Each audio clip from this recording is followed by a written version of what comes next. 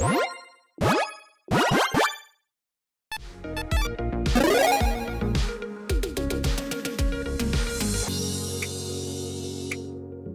everyone, Mitch coming in for the Commander's Core Studio. Welcome to the show. So, on today's episode, I've got another exciting card for you. This one is another one of those most exclusivist, most expensivest, most commanderist, overpoweredest cards of all time. It's one of the Heroes of the Realm cards. Yeah, another one got shown off recently. These cards, and I don't have the exact, text from MTG Wiki. I usually read about these, but basically, Heroes of the Realm cards are cards that Wizards of the Coast gives out to employees, of certain teams or whatnot. They are just limited runs specifically for employees, like, as an appreciation, a token of appreciation, essentially.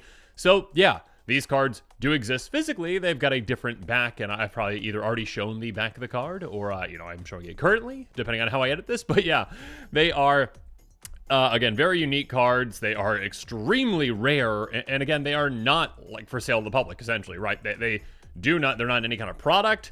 The only way to get one is literally the marketplace, essentially, and buying one from someone who actually got one as a gift from Wizards, essentially, or, the next person who bought that or the next person. So, yeah, very limited quantity. These can be incredibly expensive, and, yeah, they are very, very, very, very, very, very powerful. So, let's talk about Andrios. Let's go with that. Andrios, Roaming Explorer. And yes, just because, there's a bit of, a tiny bit of graininess on the image, I decided to make a custom version of the card just to make it easier to read. So yeah, again, a huge thank you to MTG.design for existing. You are fantastic. Anyways, Andrios, whose name reminds me of Andros from Star Fox. Anyone else play Star Fox? No? Okay.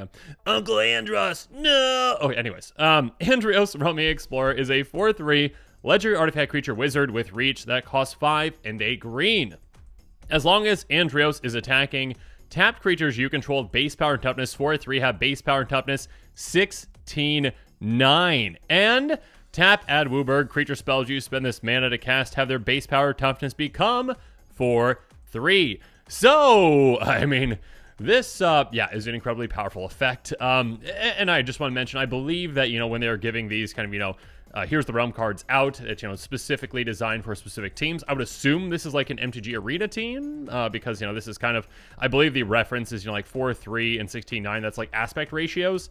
So I think that's what someone said, essentially. So I'd assume, it's for the MTG Arena team, and that kind of makes sense. But yeah, taking your creatures that have a base power toughness 4/3 up to a 16/9 is incredibly huge. I mean, you're going up, 4 times the power, 3 times the toughness on attack, essentially. So good luck to your opponents. I mean, yeah, this does cost 6 mana, but if you are able to get this down, maybe give it haste and just swing right away, you can easily take some players out.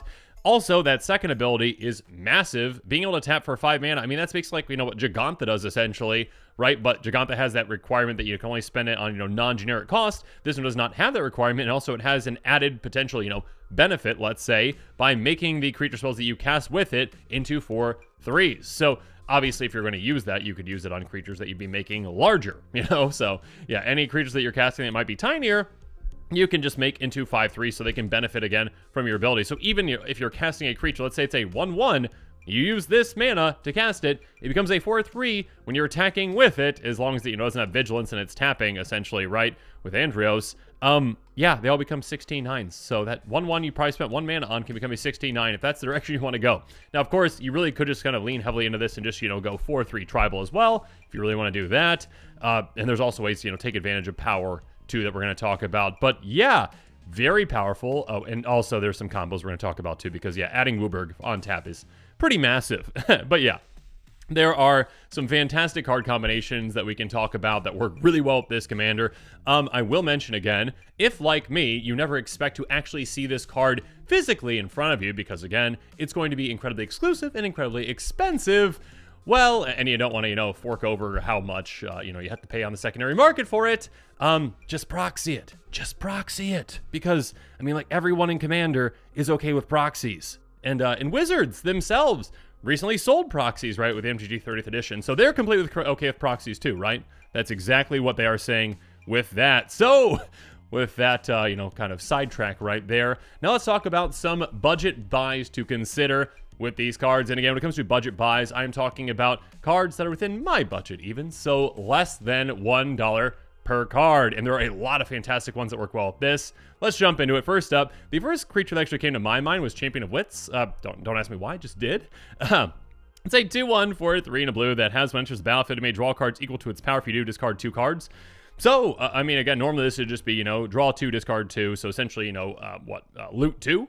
But with this commander, again, when you're utilizing mana that it's, tapping for, and, it becomes a 4/3 essentially when it comes into play, right? The Champion of Wits, you're going to be drawing 4, discarding 2. So you're going to be going up on cards with that. Somewhat similarly, there's Thought Sponge, which is a 1/1 for 4 mana and has flash. But again, if you're casting with your commander's mana, it is a 4/3. Also enters the battlefield. It's going to come with counters equal to the greatest number of cards opponents have drawn. So sure, flash it in when an opponent draws a lot of cards. Then when it dies, you draw cards equal to its power. So again, its base power and toughness is, 4/3 instead, so you get 3 additional cards just for casting it with your commander, essentially. Doomweaver, in a somewhat similar way, a 1/8. But again, if you're casting with your commander, it's going to be a 4/3. Soul Bond, if it's paired with another creature, each of those creatures has, when it dies, draw cards equal to its power. So yeah, instead of just drawing 1 card when Doomweaver dies, you're going to be drawing 4. So make sure you keep in mind, those little kind of power tricks. Oh, and I definitely should mention, actually, speaking of the power trick, obviously, with Thought Sponge and Doomweaver, if they die while they're attacking with your commander, they're going to be 16 9s. Or, if you've got a way to take advantage of that power afterwards, too. So, have fun drawing 16 cards. Speaking of which, Disciple of Bolas. Gonna love this commander as well. 8/2/1 that has when enters the battlefield, sacrifice another creature, you gain X life, draw X cards, X that creature's power. Of course, if you're utilizing your commander's, mana, you're still getting this in as a 4/3, which is great.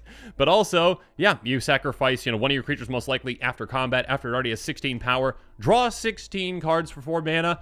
Sign me up for that. Speaking of signing me up for something, Cardo Doomscourge, a 4/3 itself, a fantastic ETB, enters the battlefield. Basically, it's going to goad all of your opponent's creatures, and it punishes them when attacking creatures die.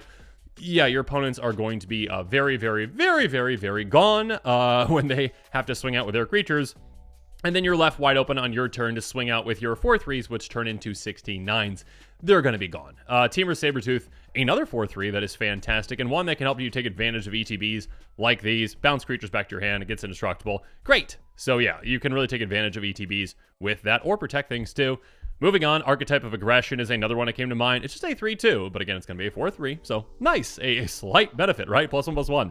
But its important part is creatures you control have trample, and creatures your opponents control lose trample and can have or gain trample. So yeah, your opponents, aren't going to be able to trample over your things, but you very much are going to be able to trample over them, because keep in mind, again, your 16 9s don't just necessarily have, a way to get through, but by giving them a way to get through, you can take your opponents out really quickly. And speaking of getting through, Champion of Lamhold is pretty perfect for this commander. Just a 1/1, but again, if you cast with your commander, 4/3, creatures with power less than it can't block creatures you control, and whenever another creature enters the battlefield under your control, you get a counter on it. So, you normally would need the counters to get its power up to a decent amount, but with this commander, you don't really need those. It's nice to get them, obviously, but even if it's just a 16 9 on attack, your opponents aren't going to be able to block any of your creatures, because I highly doubt any of their creatures have 16 power. So basically, a heavy hitter that can also just make your creatures unblockable.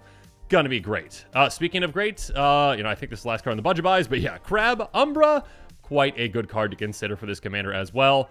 It's an aura, enchant creature. It's got totem armor, so it protects your creature, so it's going to protect your commander. Most importantly, pay 2 and a blue, untap enchanted creature. So yeah, your commander again taps for Wooburg. You can utilize 3 of that mana, 1 being a blue, to untap your commander, then tap it again and again and again. Essentially, infinite mana of all colors but blue. Yeah, there are plenty of ways to win from there. And of course, that's not the only way to go infinite with this commander on the only combination card. Yeah, this commander is quite powerful. And you might want to consider haste as well. I probably should drop, Lightning Greaves or whatnot, but still, yes, there are definitely cards. I guess Lightning Greaves would be the pricier picks, which is now what I'm going to be talking about. So the pricier picks, without further ado, are going to be cards outside of my budget range, the one that you should still consider for this commander if it's within yours. Freed from the Real, definitely a card that came to mind as well. Basically, another Crab Umbra. Pay a blue, tap enchant creature, pay a blue, untap enchant creature. This works with more, creatures when it comes to comboing, but it basically does the exact same thing for this one, because just with your blue mana, you untap it, tap it again, etc., etc., etc. Infinite mana of all colors but blue. Umbral Mantle. Equipped creature has pay 3, untap. That's the untap symbol. This creature gets +2/+2 until end of turn. So yeah, essentially, tap your commander, use 3 of it, untap it. You know, you basically make your commander massively large, which is nice. And then also, you make infinite mana of all colors. Speaking of which, Staff of Domination does a lot of things. Pay 1, untap it. Pay 2, tap, gain a life. 3, untap. 3 tap, untap target creature, pay 4 tap, tap target creature, pay 5 tap, draw a card. Basically, you're using the first one and the third one to untap your commander and Staff of Domination an infinite number of times for infinite mana of all colors. You can also gain infinite life, tap down all your opponent's creatures, draw, your entire deck if you want to. Yeah, you win. You just win, okay? Next up, Team Ascendancy. Not a combo with this commander, but one that works very well with it. Creatures you control have haste, so that helps your commander out a lot, again, because you can just tap your commander for mana right away, which is fantastic, so you're getting back almost the amount of mana that you put into your commander. On top of that, whenever a creature with power 4 greater in battlefield you control, you may draw a card. That's going to be all of them, again, because your commander is going to be adjusting base power and toughness, and yeah, all your other creatures that you're considering for the deck are probably going to be 4/3s as well, too, so it's going to be a lot of value throughout the game. Speaking of value, greater good. Sacrifice a creature, draw cards equal to sacrifice creature's power, then discard 3 cards. Again, on that attack, your 4/3s become 16 9s. Hey, let's just sacrifice one of them. Oh, cool. I just drew 16 cards. Oh, no, I have to discard 3. I only went up 13 cards. Yeah, that's plenty. You are very much going to get a ton of value out of Greater Good. And that's a card I really wish was a bit more budget because it's a fantastic sacrifice outlet. Moving on, though, we've got Underrealm Lich, which can take advantage of all those cards that you're drawing. If you draw a card, instead look at the top of your cards in your library, one in your hand, the rest of them in your graveyard. Great card selection there. Also, pay 4 life. Gains indestructible until end of turn, tap it. So this can be a 4/3 inherently that also just is really hard for your opponents to deal with, and it can help you with card advantage. And also, we've got Goreclaw, Terror of Kalsisma, a fantastic card for this kind of a commander. Creature spells you cast power 4 or greater cost spells to cast, so this reduces the cost of, again, probably a lot of your creatures in this deck. I mean, maybe not the ones that your commander is adjusting, but the ones that are inherently 4/3s. And also on top of that, when it attacks, each creature you control with power 4 or greater gets +1 against trample until end of turn. Another way to give your creatures trample, another way to get them through. Yeah, Goreclaw can be an absolute terror in this deck as well. Yeah, terrible joke. Anyways, this is a pretty exciting Heroes of the Realm card. Yeah, again, if this is something you might want to build around, do ask your playgroup or those of your LGS first, because there are some people out there that are not okay with proxies. They, in my opinion, should be okay with proxies, and the vast majority of Commander players are okay with proxies. But yeah, you might just want to ask just to be sure. But yeah, Andrios seems like a pretty exciting commander. It seems like one that can definitely do some very broken things. And yeah, turning your 4/3s into 16 9s, that's something I never thought I would see on a card, and now I have, and it's pretty crazy. So yeah, let me know in the comments below what your thoughts are on this card. And of course, as always, thanks again, and have a good one. This show and episodes like this one are possible thanks to viewers like you. If you're looking for an easy way to help support this show, make sure that you like, share, and subscribe. Also, hit that bell notification icon so you don't miss any new episodes. You can also go check out our playmats and other merchandise at thecommandersquarters.com. We also have a ton of brand new t-shirt designs in stock, so make sure you check out those as well. Another easy way to support this show is with our TCG Player affiliate links. So whether you're buying a deck or individual cards, you can use this general link right here or one in the description. And the final way that you can support this show is by supporting us directly by becoming a patron. There are many benefits to being a patron, and I truly couldn't do this without all of their support.